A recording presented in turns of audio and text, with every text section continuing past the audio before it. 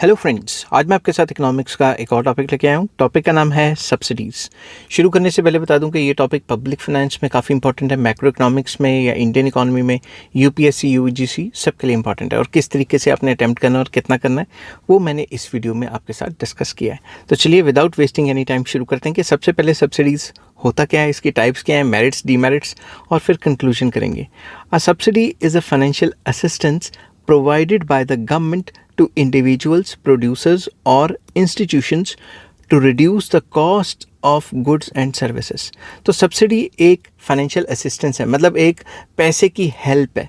कौन देता है? सरकार देती है। किनको देती है? इंडिविजुअल्स को भी देती है, प्रोड्यूसर्स को भी देती है, कंपनियों को भी देती है, ताकि उनकी कॉस्ट ऑफ प्रोडक्शन कम आ जाए, या वो गुड्स बना के या सर्विसेज बना के जो भी उनका खर्चा आता है वो कम आ जाए। ठीक है, अब इसके मेरिट्स डीमेरिट्स तो बाद में डिस्कस करेंगे। अब ये जो सब्सिडीज़ होती हैं ये ज़्यादातर इसलिए दी जाती हैं ताकि उस काम को एनकरेज किया जाए। ठीक है, अगर सरकार चाहती है कि एग्रीकल्चर सेक्टर में इन्वेस्टमेंट बढ़ावा है तो एग्रीकल्चर सेक्टर को सब्सिडी देगी। कोई ट्रैक्टर खरीदने जा रहा है, रॉ मटेरियल खरीदने जा रहा है तो उसको रियायत देगी, उसमें टैक्स नहीं लगाएगी। और अगर किसी चीज़ को डिस्करेज करने की सरकार की स्कीम होती है, जैसे सिगरेट शराब वगैरह, तो उसके ऊपर टैक्स लगा दिया जाता है। ठीक है, तो टैक्स के अपोजिट आ जाती है subsidy. Subsidies are generally given to promote social welfare, support poor and vulnerable sections, encourage production and stabilize prices। तो सरकार सब्सिडीज इसलिए देती है ताकि सोशल वेलफेयर हो। जैसे सरकार एलपीजी में पहले सब्सिडी देती थी, वो आस्ता आस्ता सरकार ने हटा दी है। और गरीब लोगों को सपोर्ट करने के लिए, जो गरीब और पिछड़े हुए लोग हैं उनको सपोर्ट करने के लिए, प्रोडक्शन को एनकरेज करने के लिए और प्राइजेस को स्टेबल करने के लिए भी जो सरकार है वो सब्सिडी देती है। They may be given in the form of cash transfers, आपके अकाउंट में कैश ट्रांसफर्स भी आ सकता है। टैक्स कंसेशंस, क्या पता आपका टैक्स माफ़ कर दें या टैक्स कम कर दें। प्राइस सपोर्ट्स, प्राइस को सपोर्ट करने के लिए हो सकता है। जैसे पहले सिलेंडर का प्राइस बहुत ज़्यादा होता था, सरकार उस पर सब्सिडी देती थी। ठीक है, और direct supply of goods at reduced prices, जैसे सिलेंडर के केस में रिड्यूस्ड प्राइजेस पे आपको सामान देना या फिर सब्सिडाइज रेट पे आपको राशन देना। समझिए बात। While subsidies play an important role in the economic development, they also have certain limitations.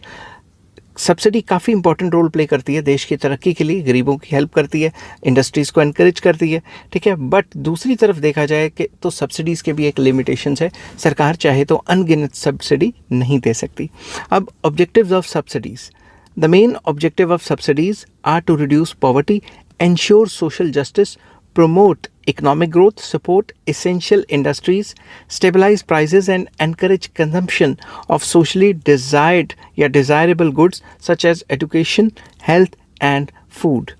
तो मेन ऑब्जेक्टिव सब्सिडीज़ देने का क्या है? गरीबी को कम करना। ठीक है, जैसे सब्सिडाइज राशन दिया जाता है, और सोशल जस्टिस को इंश्योर करना कि गरीबों को भी जो मिनिमम नीड्स हैं वो उनकी मिनिमम नीड्स पूरी हो जाएं। देश की तरक्की तो हर एक जगह पॉइंट आता ही है। और इसेंशियल इंडस्ट्रीज़ को सपोर्ट करना, जो हमारे कंट्रीज़ में इंपॉर्टेंट इंडस्ट्रीज़ हैं उनको सब्सिडी दे के सरकार ज़िंदा रखेगी ताकि कॉम्पिटिशन अच्छे तरीके से मेनटेन रहे। प्राइस को स्टेबलाइज करना ताकि मार्केट में इतना ज़्यादा प्राइस ना हो जाए कि लोग ख़रीद ही ना पाएँ। कंजम्पशन को एनकरेज करने के लिए भी सरकार सब्सिडी देती है। उसके बाद जैसे एजुकेशन के ऊपर सब्सिडी देती है, हेल्थ के ऊपर सब्सिडी देती है। सरकारी स्कूल कॉलेज ये कैसे चल रहे हैं, उनमें खर्चा सरकार का ज़्यादा हो रहा है, मगर सरकारी स्कूल कॉलेज में फ़ीस तो कम है ना। क्यों? क्योंकि सरकार सब्सिडी देती है। फूड के ऊपर भी सब्सिडी देती है, जैसा कि मैंने ऊपर बताया, राशन आपको सस्ते में मिलता है, राशन के जो डिपो खुले हुए हैं उनके ऊपर। अब आ जाता है types of subsidies. Subsidies can be classified into consumer subsidies, जो कंज्यूमर्स को मिलती हैं, प्रोड्यूसर सब्सिडीज़ जो प्रोड्यूसर को मिलती हैं, एक्सपोर्ट सब्सिडीज़ जो एक्सपोर्टर्स हैं, जो अपना माल बाहर बेचते हैं जाके, उनको मिलती हैं, merit subsidies and non merit subsidies. Merit subsidies basically वो सब्सिडीज़ होती हैं जो मेरिट गुड्स के लिए होती हैं। अब मेरिट गुड्स क्या हैं वो मैंने पब्लिक फाइनेंस में बताया हुआ है। दे मे बी डायरेक्ट और indirect depending on the method of transfer. Direct आपको मिल सकती है, आपके अकाउंट में पैसा आ सकता है। इनडायरेक्टली सरकार आपको वो चीज़ सस्ते में दे सकती है, जैसे सिलेंडर पहले सस्ते में मिलता था। Each type of subsidy serves a specific economic and social purpose. हर एक टाइप की जो सब्सिडी होती है उसका एक पर्पज़ होता है। ठीक है, इकोनॉमिक पर्पज़ भी हो सकता है, सोशल पर्पज़ भी हो सकता है। अब जैसा कि मैंने आपको कहा था, मैं बताऊंगा मेरिट्स एंड डीमेरिट्स क्या हैं सब्सिडीज़ के। तो सबसे पहले हम डिस्कस करेंगे मेरिट्स। अगर आपको अलग से क्वेश्चन आता है मेरिट्स ऑफ सब्सिडीज़ बताओ, तो आपको सबसे पहले मीनिंग लिखना है, फिर ये पॉइंट्स लिखने हैं। ठीक है, जितने नंबर का क्वेश्चन आएगा उतने पॉइंट्स लिखने हैं। तो सबसे पहला है reduction of poverty, very important. Subsidies help poor and low income groups by making essential goods affordable. जो भी इसेंशियल गुड्स हैं उनको अफोर्डेबल बनाती है सरकार सब्सिडीज़ देके, और जैसे राशन वगैरह है वो सस्ते में दे देती है, राशन के जो डिपो खुले हुए हैं, ताकि गरीब इंसान भी वहाँ पे जाके जो है सस्ते में सामान खरीद सके। Food, fuel and housing subsidies reduce the cost of living. जब सरकार फूड पे सब्सिडी देती है या फ्यूल पे देगी या हाउसिंग सब्सिडीज़ देगी, इससे जो कॉस्ट ऑफ लिविंग है वो कम होगा और गरीब लोग भी जो है रोटी कपड़ा मकान जो है वो सस्ते रेटों पे ले सकते हैं। This improves the standard of living of the weaker sections. जो भी वीकर सेक्शंस हैं उनके स्टैंडर्ड ऑफ लिविंग बढ़ते हैं इससे। As a result income inequality is reduced. Subsidies act as a social safety net for the poor. तो poor के लिए हेल्प करने के लिए सब्सिडीज़ होनी बहुत ज़रूरी हैं और इससे इनइक्वालिटीज़ कम होती हैं, क्योंकि गरीबों को भी वो चीज़ें जो है मुहैया हो जाती हैं, अवेलेबल रहती हैं, जो चीज़ें वो नॉर्मल सिचुएशन में नहीं जो है कंज्यूम कर सकते थे। ठीक है, नेक्स्ट आ जाता है promotion of social welfare, very important. Subsidies on education, health care and sanitation promote human development. अगर सरकार सब्सिडी देती है एजुकेशन के ऊपर तो सारे पढ़ेंगे लिखेंगे, हेल्थ केयर के ऊपर तो सारे इलाज करवा पाएंगे, सैनिटेशन के ऊपर आपको सब्सिडी मिलती है तो भी सरकार प्रमोट करना चाहती है कि साफ़ सफाई रखें सारे। जैसे डस्टबिन के ऊपर सरकार लगा सकती है या फिर कोई ऐसे इक्विपमेंट्स जिसमें जो सैनिटेशन के लिए यूज़ होते हैं उन चीज़ों के ऊपर सरकार सब्सिडी दे सकती है ताकि साफ़ सुथरा रहें और ओवरऑल ह्यूमन डेवलपमेंट हो। They encourage people to invest in health and education.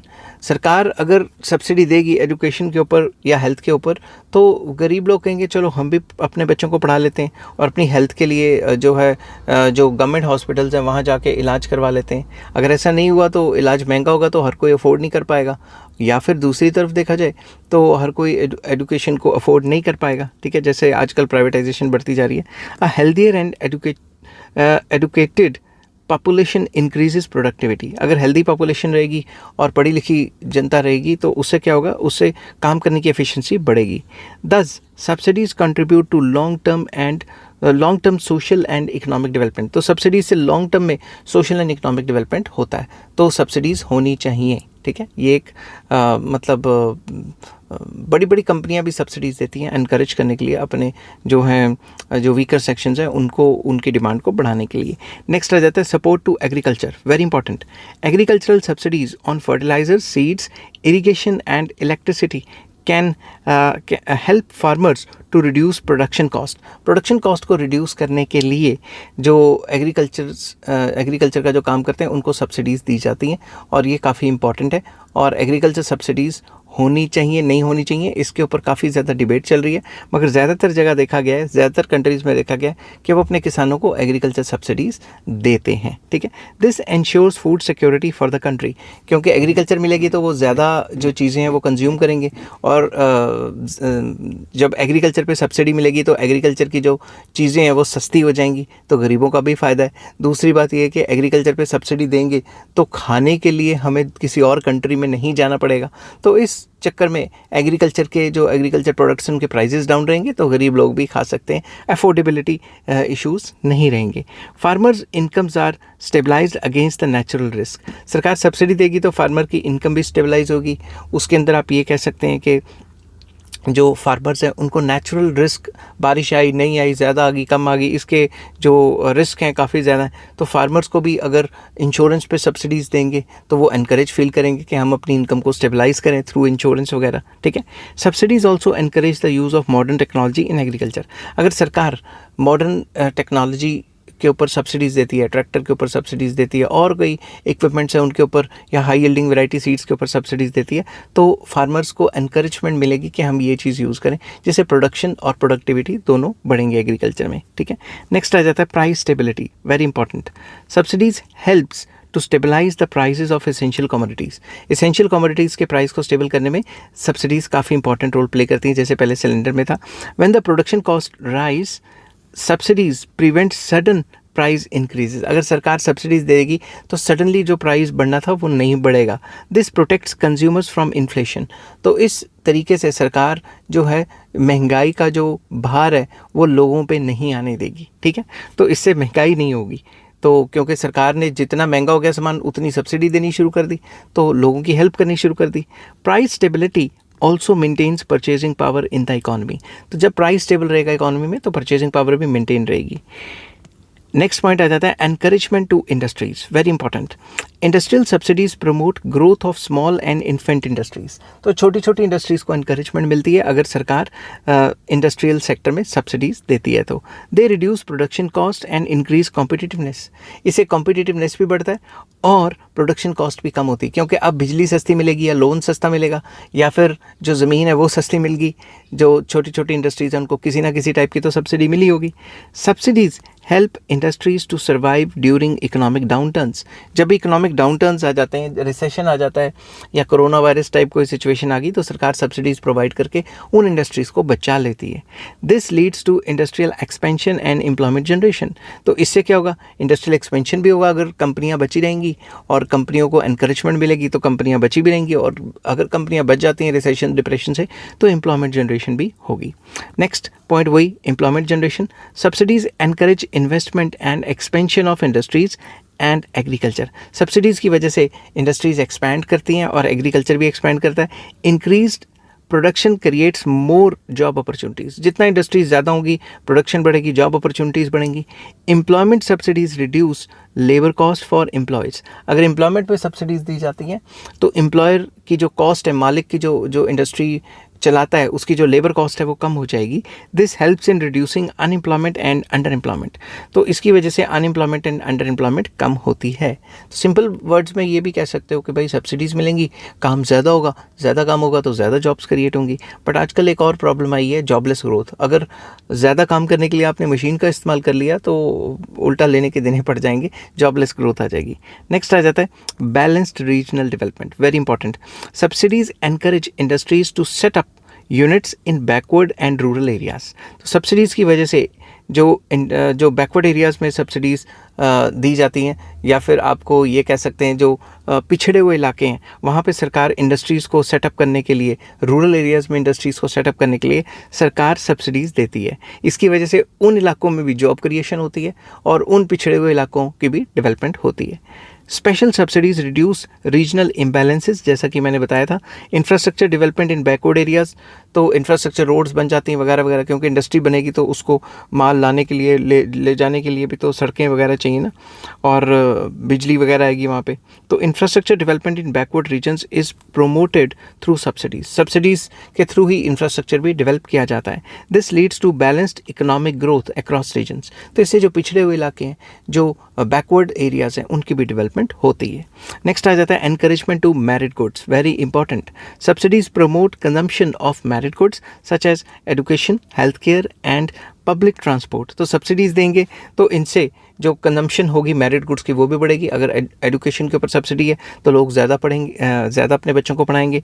Health care के ऊपर है तो अपना इलाज करवाएंगे, और पब्लिक ट्रांसपोर्ट भी अच्छे से यूज़ करेंगे। जब ये सारी चीज़ें अच्छे से यूज़ होंगी तो लोगों की एफिशिएंसी बढ़ेगी।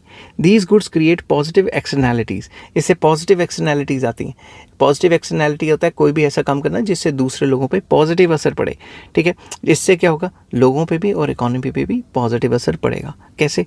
जब सारे लोग पढ़ेंगे और हेल्थ अच्छी रखेंगे और पब्लिक ट्रांसपोर्ट वगैरह यूज़ करेंगे तो पोल्यूशन नहीं होगा, और अगर एजुकेशन अच्छी है तो अच्छी जॉब्स मिलेंगी जिससे देश की तरक्की हो सकती है। हेल्थ अच्छी है तो बीमारियां नहीं लगेंगी, एफिशिएंसी बढ़ेगी। Society benefits more than individuals. तो मैरिड गुड्स में सोसाइटी को ज़्यादा बेनिफिट होता है रेदर देन इंडिविजुअल। इंडिविजुअल को तो होता ही है मगर इतना नहीं होता, सोसाइटी को ज़्यादा होता है। Subsidies ensure wider access to such essential services. तो अगर सरकार सब्सिडीज़ देगी तो मैरिड गुड्स का या फिर इन टाइप की सर्विसेज का लोग ज़्यादा इस्तेमाल करेंगे। Next, export promotion.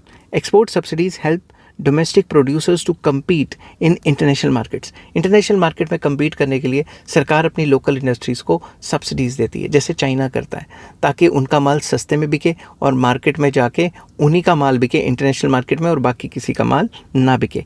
तो एक्सपोर्ट को प्रमोट करने के लिए भी, ताकि बाहर से डॉलर्स आएँ, सरकारों को जो डोमेस्टिक प्रोड्यूसर्स को सब्सिडी देनी चाहिए, और कई सेक्टर्स में सरकार देती भी है।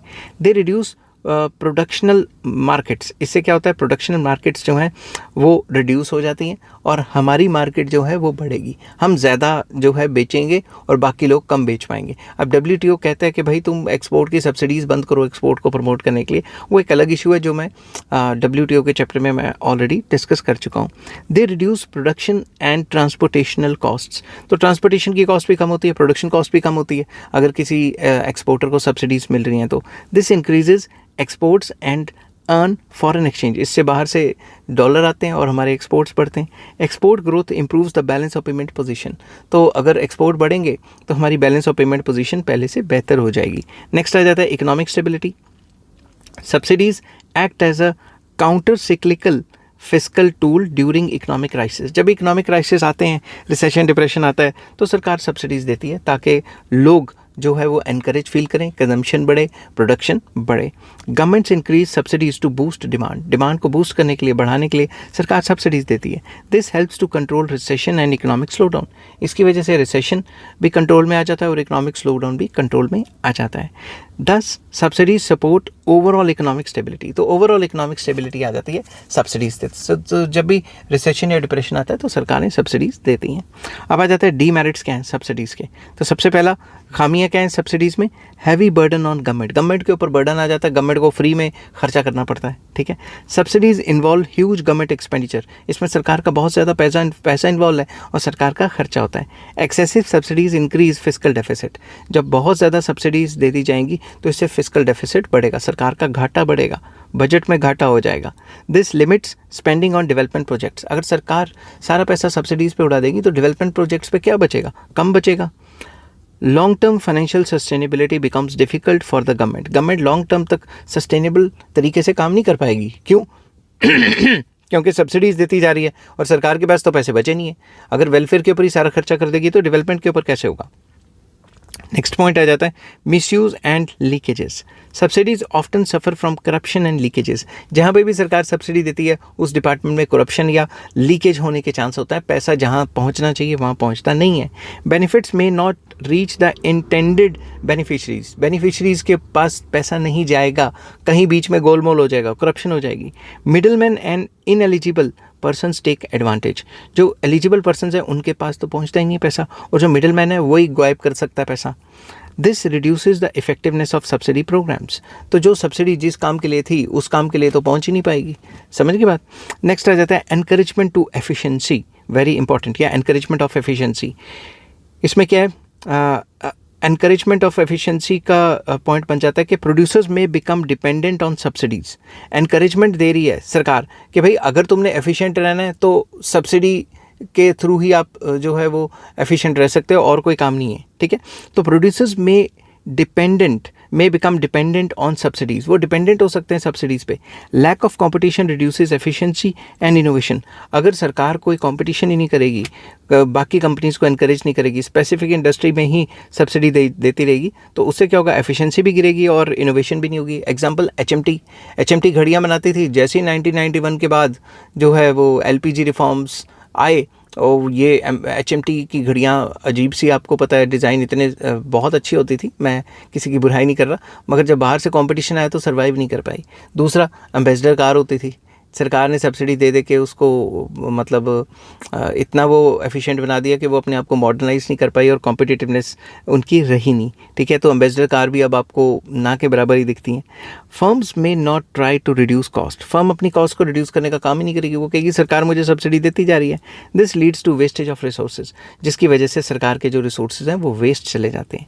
नेक्स्ट आ जाता है market distortion, subsidies distort market prices and demand supply mechanism, subsidies की वजह से डिमांड सप्लाई मैकेनिज्म चेंज होता है और जो मार्केट प्राइसेस हैं वो डिस्टॉर्ट होते हैं, क्योंकि मार्केट में सब्सिडीज़ की वजह से मार्केट प्राइस से सस्ता बिकता है वो सामान। Artificially low prices encourage over consumption, अगर सामान सस्ते में मिल रहा होगा तो इससे जो है कंजम्पशन बहुत ज़्यादा होगी। अब जब सिलेंडर में सरकार सब्सिडीज़ देती थी तो सिलेंडर लोग लगा के वेस्टेज भी कर देते थे और कंजम्पशन ज़्यादा होती थी। अब महंगा हो गया, सरकार ने सब्सिडीज़ रिमूव कर दी हैं तो लोग बड़े इसको एफिशिएंसी से यूज़ करते हैं। रिसोर्सेज में बी मिस एलोकेटेड। सब्सिडी देने से मार्केट तो ख़राब होती ही है और रिसोर्सेज को अच्छे से इस्तेमाल नहीं किया जाता, ठीक है। जैसे मैंने आपको सिलेंडर की एग्जांपल दी, this reduces overall economic efficiency, इससे ओवरऑल इकोनॉमिक एफिशिएंसी कम होती है। नेक्स्ट आ जाता है inequality in distribution, very important. Subsidies often benefit richer sections more than the poorer, अमीरों को ज़्यादा फायदा हो जाता है, गरीबों को कम होता है। For example fuel subsidies benefit those who consume more, तो फ्यूल सब्सिडी का फ़ायदा उसी का होगा जो ज़्यादा कंज्यूम करेंगे, ठीक है। This creates inequality in distribution, इससे अमीर फ़ायदा लेंगे और गरीबों को इतना फ़ायदा हुआ नहीं, तो इससे इनइक्वालिटी तो आगे डिस्ट्रीब्यूशन में। एक और एग्जांपल देता हूँ कि जैसे सरकार ने कह दिया कि अगर आप एग्रीकल्चर सेक्टर में गाय भैंसें बकरियाँ वगैरह पालते हो, हम आपको सब्सिडी देंगे। तो जो गरीब बंदा है वो तो 4-5 बकरियाँ लेगा, 4-5 भैंसें लेगा, मगर जो अमीर बंदा है वो 300-500 बकरियां लेके उन पे ज़्यादा सब्सिडीज़ खाएगा, तो वो और ज़्यादा अमीर होता रहेगा। समझने की बात ना। Objective of social justice may not be achieved, अगर सब्सिडीज़ सरकार देती है तो इतने सालों से देती आ रही है, फिर भी कुछ बना तो है नहीं, फिर भी इक्वालिटी आई तो है नहीं। नेक्स्ट आ जाता है inflationary pressure, very important. Subsidies finance through deficit spending increase money supply, अगर सब्सिडीज़ दे रहे हैं मगर वो डेफिसिट फाइनेंसिंग हो चुकी है, सरकार को ज़्यादा खर्चा करना पड़ रहा है, नए नोट छापने पड़ रहे हैं या कर्जा लेना पड़ रहा है, उससे तो मार्केट में और ज़्यादा पैसा आएगा और ज़्यादा पैसा आएगा तो महंगाई और ज़्यादा होगी। दिस लीड्स टू इन्फ्लेशन, इससे महंगाई होगी। Rising prices reduce the real benefit of the subsidies, तो प्राइस बढ़ गए तो जो रियल बेनिफिट है सब्सिडीज़ का वो तो हो ही नहीं पाएगा, गरीब तो और गरीब रह जाएगा। Ultimately the poor suffer the most, तो सब्सिडीज़ देने से ऐसा भी इकोनॉमिस्ट का मानना है कि उल्टा गरीबों के लिए सब्सिडीज़ देनी थी और गरीब हो जाएंगे। Next environmental damage, very important. Subsidies on fertilizers, electricity and fuel encourage over use of natural resources, अगर सरकार फर्टिलाइज़र पे सब्सिडी देती है या फिर इलेक्ट्रिसिटी प्रोडक्शन में सब्सिडी देती है या कंजम्पशन में सब्सिडी देती है या फिर फ्यूल के ऊपर सब्सिडी देती है, इससे एनकरेजमेंट होगी कि इन चीज़ों का और ज़्यादा इस्तेमाल करें, जिसकी वजह से नेचुरल रिसोर्सेज और ज़्यादा जो है डैमेज होंगे। This leads to social degradation and pollution, इसकी वजह से पोल्यूशन भी होगा और सोशल डिग्रेडेशन भी होगी। Environmental sustainability is affected, environment को कहाँ सस्टेन कर पाएंगे जब ज़्यादा पोल्यूशन करेंगे तो लॉन्ग टर्म इकोलॉजिकल कॉस्ट जो है उनको इग्नोर किया गया है। नेक्स्ट आ जाता है administrative complexity, very important. Implementation of subsidy schemes require strong administration, क्योंकि एडमिनिस्ट्रेशन के थ्रू ही तो जाना है, अगर यहीं पे लीकेज होगी तो काम तमाम समझो। Identification of beneficiaries is very difficult, कि काफ़ी डिफ़िकल्ट है कि ये अल्टीमेटली बेनिफिशरी कौन होगा इस स्कीम का, जो भी सरकार ने सब्सिडी की स्कीम लाई है। Higher administrative costs reduce efficiency, अगर एडमिनिस्ट्रेटिव कॉस्ट ही ज़्यादा है तो एफिशिएंसी कम हो जाएगी। तो poor monitoring leads to failure of programs, अगर मॉनिटर ही नहीं कर पाएंगे तो जो प्रोग्राम है वो तो फेल हो गया ना। जब गरीब के पास पैसा जाना था वो गरीब के पास तो गया ही नहीं, उल्टा अमीरों ने उसे घुमा घुमा के अपनी जेबों में डाल दिया, तो एडमिनिस्ट्रेटिव प्रॉब्लम्स भी काफ़ी आ जाती हैं। नेक्स्ट आ जाता है discouragement of self reliance, very important. Continuous subsidies reduce motivation to become self reliant, अगर सरकार किसी कंपनी को लगातार सब्सिडी देती रहेगी तो वो अपने पैरों पर नहीं खड़ी हो पाएगी, वो कहेगी ठीक है सरकार से तो पैसा मिल ही रहा है। तो उसके बाद बेनिफिशरीज में डिपेंड ऑन गवर्नमेंट सपोर्ट, जो बेनिफिशरीज़ हैं सब्सिडीज़ के वो गवर्नमेंट सपोर्ट के ऊपर ही पूरे डिपेंडेंट हो जाएंगे, और जैसे ही सरकार ने हाथ खींचा अपना वापस तो काम तमाम उस कंपनी का। दिस वीकन्स एंटरप्रेन्योरल स्पिरिट, उससे उनकी कंपनियों की एंटरप्रेन्योरल स्पिरिट जो है उसको डिस्करेजमेंट मिलती है, वो अच्छे एंटरप्रेन्योर नहीं बन पाएंगे क्योंकि वो हमेशा कॉस्टिंग को कम करने की सोचेंगे ही नहीं, उनको पता है सरकार से सब्सिडीज़ तो मिल रही हैं, लॉन्ग टर्म डेवलपमेंट जो है उनकी अफेक्ट होगी। नेक्स्ट आ जाता है international trade issues. Export subsidies may invite trade disputes and sanctions, अगर हम अपनी कंपनीज को एक्सपोर्ट की सब्सिडीज़ देती हैं तो हमारा माल सस्ता होकर जिस कंट्री में जाएगा उनका माल बिकेगा नहीं, तो वो हमारे ऊपर सैंक्शंस भी लगा सकते हैं और इससे ट्रेड डिस्प्यूट्स भी हो सकते हैं अगर वो भी अपनी कंपनियों को जो है सब्सिडीज़ देने लग गए तो। दे वॉयलेट इंटरनेशनल ट्रेड एग्रीमेंट्स, तो इसकी वजह से इंटरनेशनल ट्रेड एग्रीमेंट्स की वॉयलेशन होती है, WTO एग्रीमेंट्स की वॉयलेशन होती है कि सरकार सब्सिडी नहीं देगी। अदर कंट्रीज़ में impose countervailing duties, other countries में भी फिर हमारी चीज़ों के ऊपर इतनी ड्यूटीज़ लगा देंगे कि भाई हमारा सामान महंगा हो जाएगा और बिकेगा नहीं फिर। This affects the global trade relations, तो ग्लोबली ट्रेड रिलेशंस ख़राब होते हैं अगर हम एक्सपोर्ट सब्सिडीज़ दें तो इसको टॉपिक को कंक्लूड करते हैं। Subsidies play an important role in promoting social welfare, reducing poverty and supporting economic development। जैसा कि मैंने ऊपर बताया कि सब्सिडीज़ काफ़ी इंपॉर्टेंट है, ये सोशल वेलफेयर को इनकरेज करती है और गरीबी को कम करती है और इकोनॉमिक डेवलपमेंट को भी सपोर्ट करती है। However excessive and poorly targeted subsidies can harm fiscal health and economic efficiency. तो अगर हम इसको अच्छे से ना चलाएं तो ये जो सब्सिडीज़ हैं इसकी वजह से जो सरकार की जो फिस्कल हेल्थ है वो ख़राब हो सकती है, लॉस पे जा सकती है एंड इकोनॉमिक एफिशिएंसी हैम्पर हो सकती है. Therefore subsidies should be well targeted. Subsidies को अच्छे से टारगेट करना चाहिए, ट्रांसपेरेंट रखनी चाहिए कि कहाँ किसके पास कितना पैसा गया, टाइम बाउंड होनी चाहिए कि इतने टाइम तक ही सब्सिडी देनी है. A balance subsidy policy is essential for sustainable economic growth. अगर हम बैलेंस पॉलिसी रखेंगे कि एक हद तक ही मदद करनी है, उससे ज़्यादा नहीं करनी, और कहाँ कहाँ पे करनी है, कौन कौन से सेक्टर में, जैसे एजुकेशन के ऊपर कर दी, हेल्थ के ऊपर कर दी, तो इन चीज़ों पे तो सही रहेगा. तो बैलेंस पॉलिसी होनी चाहिए जिससे कि सस्टेनेबल इकोनॉमिक ग्रोथ को हासिल किया जा सके. आई होप ये वीडियो आपको पसंद आई होगी. अगर पसंद आती है तो please like, share and subscribe. Take care, bye bye.